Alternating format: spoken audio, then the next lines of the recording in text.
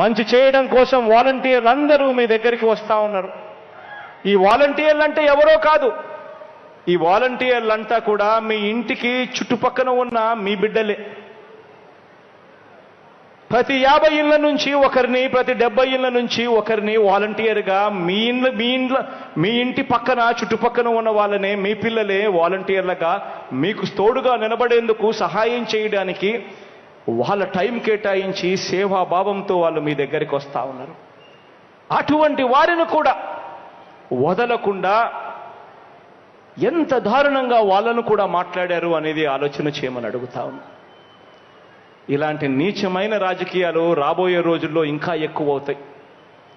రాబోయే రోజుల్లో ఇంకా ఎక్కువ అబద్ధాలు చెప్తారు. రాబోయే రోజుల్లో ఇంకా ఎక్కువ మోసాలు చేస్తారు. ప్రతి ఇంటికి కేజీ బంగారం ఇస్తాము అని చెప్పి కూడా చెప్తారు. ప్రతి ఇంటికి ఒక బెంజ్ కారు కూడా కొనిస్తాము అని కూడా చెప్తారు రాబోయే రోజుల్లో.